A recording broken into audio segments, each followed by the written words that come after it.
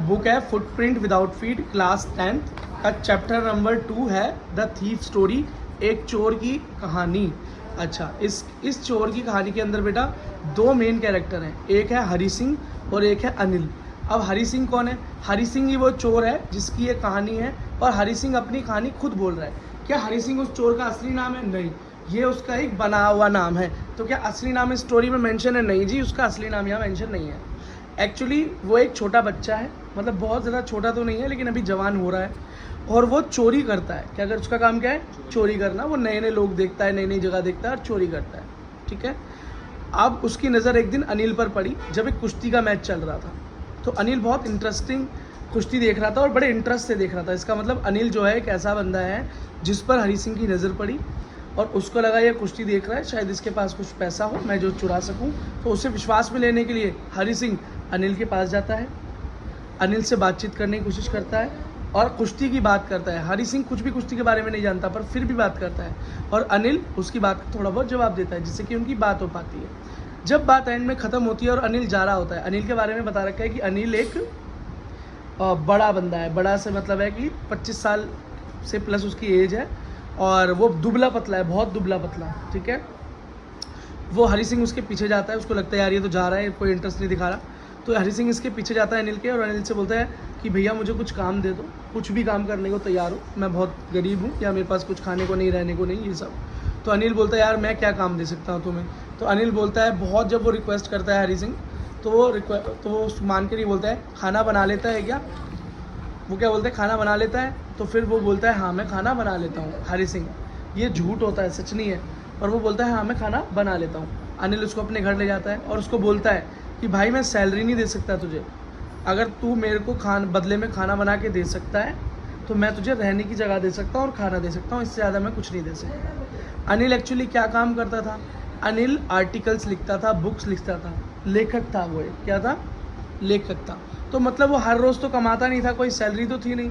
कभी कुछ लिखा तो बिक गया तो पैसे आ गए, नहीं बिका तो नहीं आए पैसे, इस तरह का सीन था।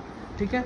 कई दिनों तक ऐसा चलता रहा, लेकिन अनिल हरी सिंह को पढ़ाता भी था, बीच बीच में क्या पढ़ाता भी था, है ना। और जिस मकान में अनिल रहता था वो एक मिठाई की दुकान के ऊपर एक घर था जिसमें अनिल रहता था, वहीं पे वो हरी सिंह को भी रखता था। हरी सिंह बालकनी के पास सोता था और अनिल अपने बेड पे सोता था।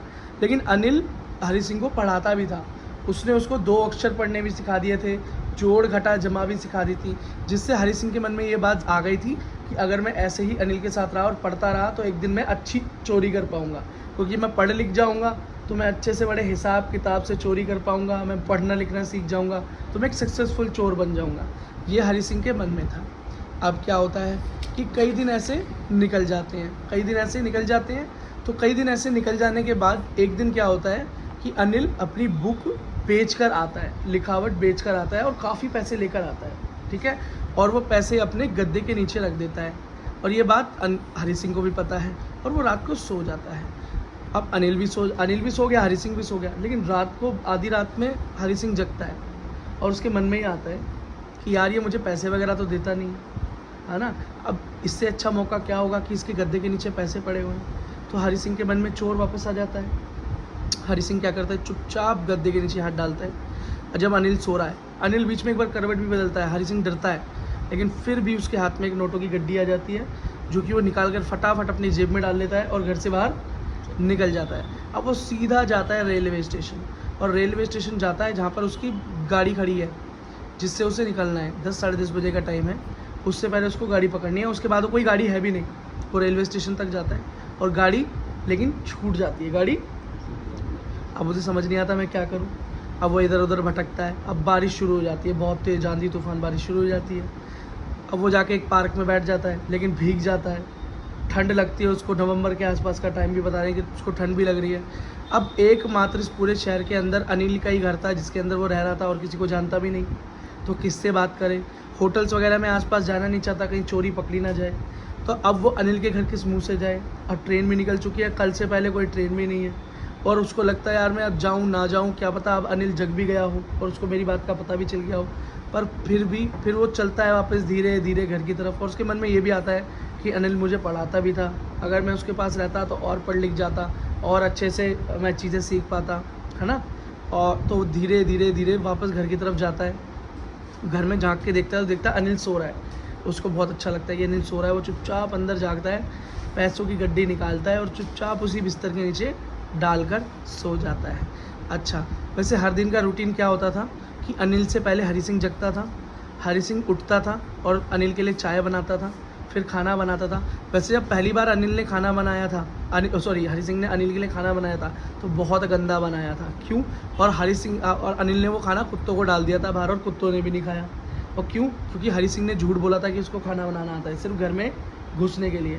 और ये बात अनिल समझ गया था। तो अनिल ने क्या बोला? अनिल ने इसको बोला था हरी सिंह को कि अगर तुम्हें खाना बनाना नहीं आता कोई बात नहीं, मुझे बता दो, मैं सिखाऊंगा। इसका मतलब अनिल जो था हरी सिंह को खाना बनाना भी सिखाया, उसने चाय बनानी भी सिखाई, पढ़ना भी सिखाया, कितना कुछ दिया। और यही सारी बातें अंदर हरी सिंह के दिमाग में चल भी रही थी कि अनिल एक अच्छा आदमी है। ठीक है, वो लेट जाता है और पैसे अंदर रख देता है, लेकिन पैसों की गड्डी तो गीली थी। अब वो अगले दिन क्या देखता है कि अनिल ने उसको जगाया नहीं, अनिल पहले ही जग चुका है। और क्योंकि ये पूरी रात बाहर था इसलिए उसकी नींद लेट खुली, तो ये सो रहा था। और जब ये उठा तो अनिल ने खुद चाय बना के इसे पिलाई और उस नोटों की गड्डी में से 50 का नोट निकाल कर हरी सिंह को दिया, जो कि गीला था। क्या था? गीला था।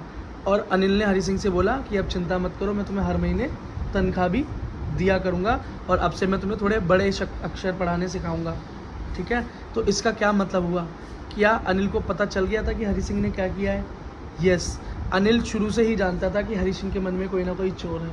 ठीक है, इसलिए वो उसकी हर गलती इग्नोर करता गया। पर अनिल हरी सिंह को देखता था एक छोटा बच्चा है, तो वो उसके मन में बदलाव लाना चाहता था, इसलिए उसने उसे पढ़ाना शुरू किया और उसकी गलतियों को इग्नोर करना शुरू किया, उसे खाना बनाना भी सिखाया। ठीक है, और इतनी बड़ी गलती जो उसने रात को की, चोरी की, जिसका सबूत ये था कि अनिल हरी सिंह खुद पूरा गीला था जब बिस्तर पर सो रहा था और वो नोटों की गड्डी पूरी भीगी हुई थी जो उसके बिस्तर के नीचे थी, जो कि हो ही नहीं सकता कभी।